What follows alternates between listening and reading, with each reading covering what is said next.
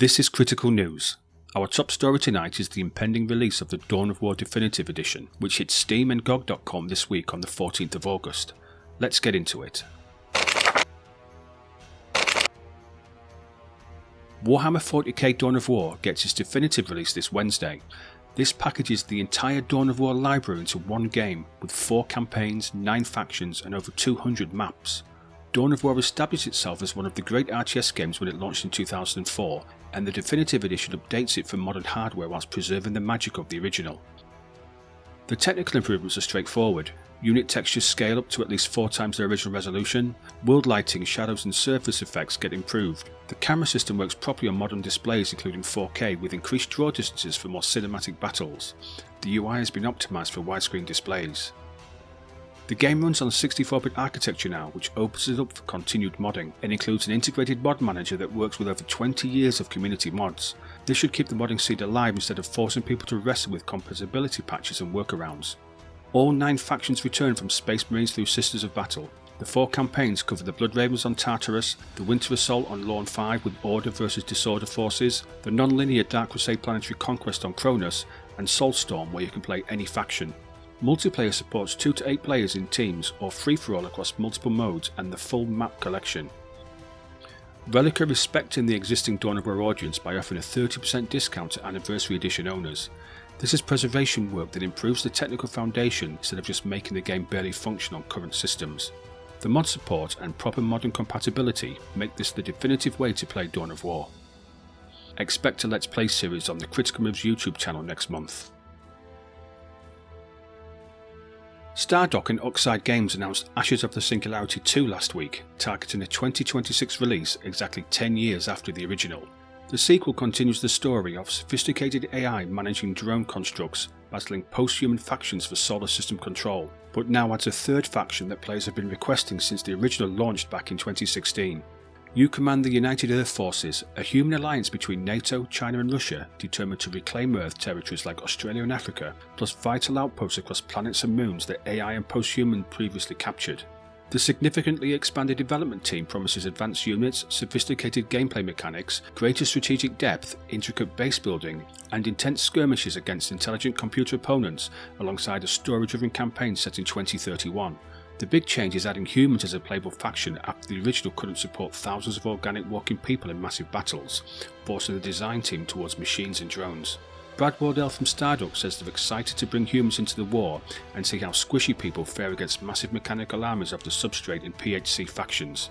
Expect robust cooperative and competitive multiplayer modes alongside the campaign when it hits in 2026.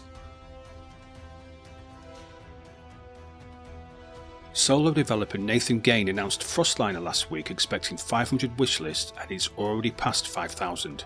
This is a survival city builder set entirely on a train after the moon explodes and freezes Earth, forcing humanity to survive on a massive locomotive that can never stop moving without everyone freezing to death.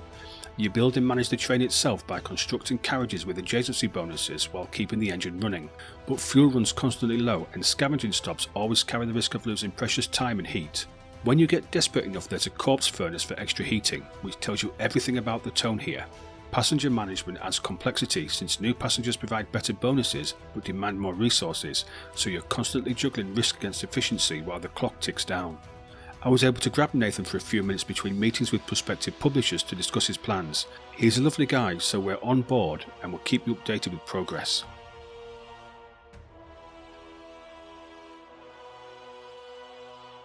Sintopia might bring God games back from the long absence through a dual-layer management sim that mixes black and white DNA with corporate bureaucracy in ways that somehow work together. You don't play as God but as Hell's administrator after the previous guy got exiled from creation, which means you manage both the overworld where goofy cartoon humans called Humus live and die, and Hell below where you process their souls for profit and improvement.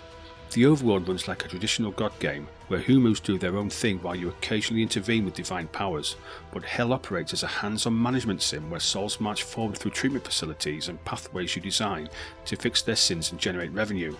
Both layers progress simultaneous rather than in separate phases, so you juggle the needs of living Humus defending their temple against lizardmen, whilst also optimizing soul processing pipelines to keep your Hell employees satisfied. The humour doesn't try too hard to be funny, the visual presentation oozes style even in early access, and the UI design handles the complexity of managing two worlds without overwhelming you with information.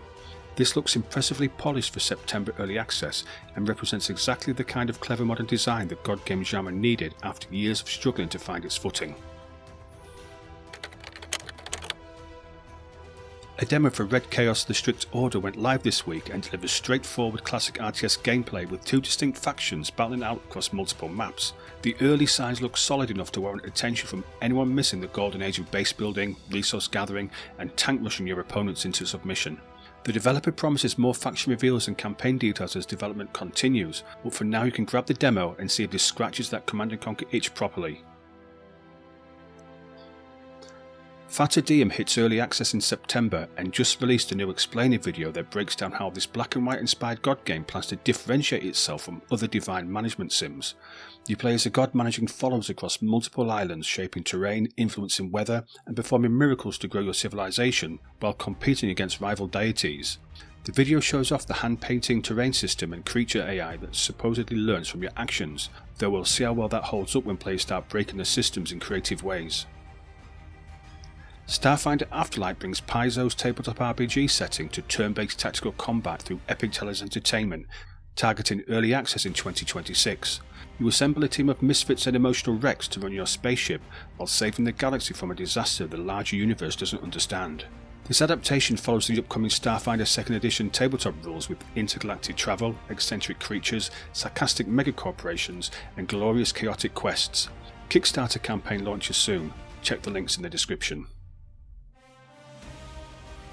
Critical Moves this Friday is part 1 of our Chris McElliott Park interview covering narrative design, Archon's origins, and engineering AI opponents that can outthink players. Be sure to check it out.